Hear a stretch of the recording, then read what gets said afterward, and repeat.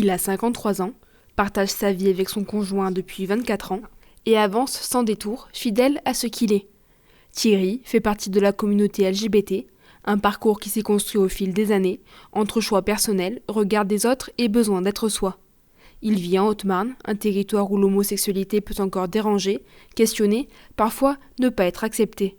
Aujourd'hui, Thierry prend la parole. Pour la première fois, il revient sur ce chemin de vie et sur la place qu'il occupe aujourd'hui. Je pense que je l'ai toujours su, sans pouvoir mettre de mots, parce que bon, j'ai 53 ans, c'est pas tout à fait non plus.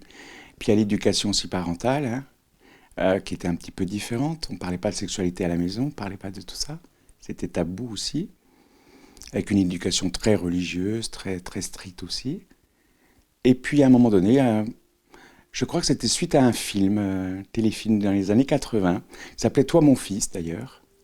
Alors, un dimanche, j'ai dit comme mes parents, moi, je suis homosexuel, etc. Et là, ça s'est pas bien passé du tout, du tout. La maman comme le papa d'ailleurs, avec des mots très très violents, des choses assez dures. Tu n'es plus mon fils. Euh, donc c'était des tensions à la maison récurrentes.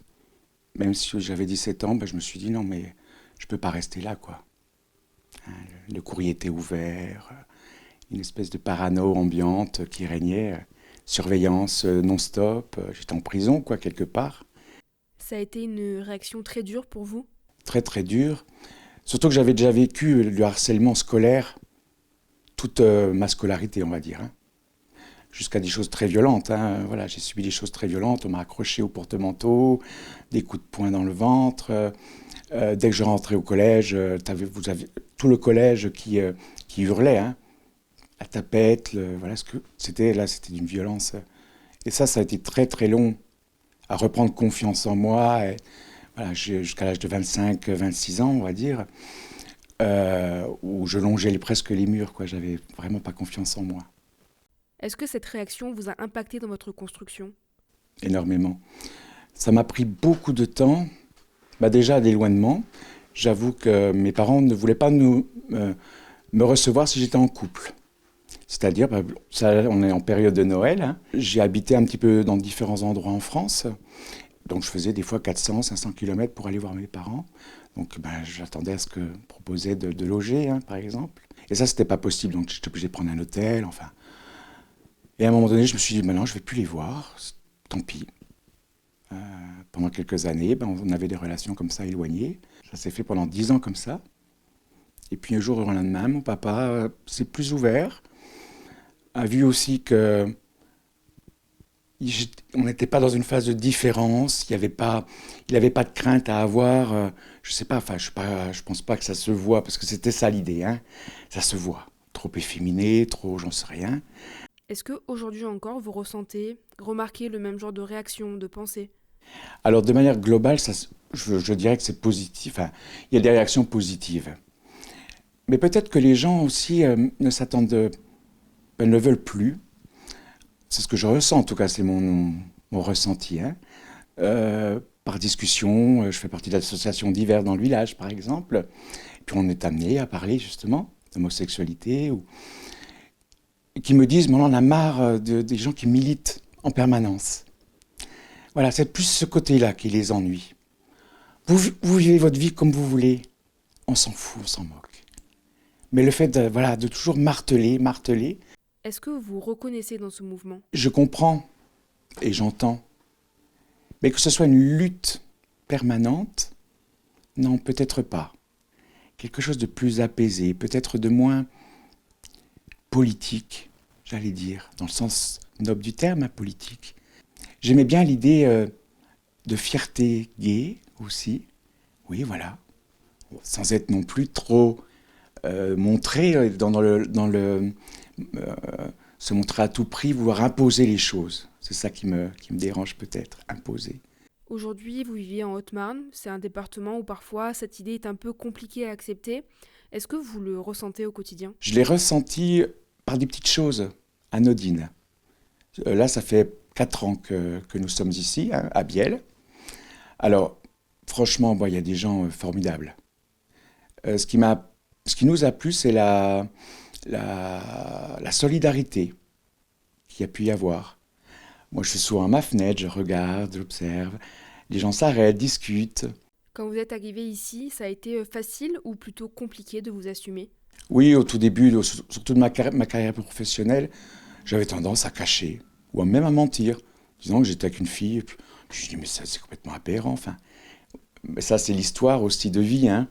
Voilà, le fait d'avoir été brimé, qu'on me dise que c'était mal, hein, cette idée de mal, a fait que, naturellement, j'étais conduit à ça. Et à un moment dans ma vie, je me suis dit, non, stop, ça suffit. Déjà, on étouffe, on n'est pas bien, enfin, on ne peut pas être soi-même, on ne peut pas s'épanouir. Donc c'était un long travail personnel, puis il y avait la curiosité. Puis aussi mettre les étiquettes, ça me dérangeait un petit peu. Qui fait l'homme, qui fait la femme, bon, des petites choses comme ça. Ou la sexualité, dans le mot homosexualité, il y a sexualité, et c'est ça aussi qui me dérange. Voilà, avant de voir des êtres, on ne voit pas sa sexualité, on voit deux êtres. Justement, vous parlez d'étiquette. On vit dans une société où pour beaucoup c'est très important d'en mettre. Est-ce que c'est quelque chose que les gens ont essayé de faire avec vous? Oui, mais même encore aujourd'hui. On entend souvent le terme bienveillance, tolérance, mais c'est ces termes qui sont un peu galvaudés aussi. Il faut être dans une vérité, j'allais dire, une authenticité. Malgré les difficultés, des fois il y a des moqueries, ou il y a des petites blagues qui me sont faites devant chez moi. Voilà, bon, je laisse couler, je laisse faire, et puis voilà. Pour moi, c'est plus des jeux d'enfants. Je retrouve des petites choses devant ma fenêtre, pas forcément en lien avec... voilà.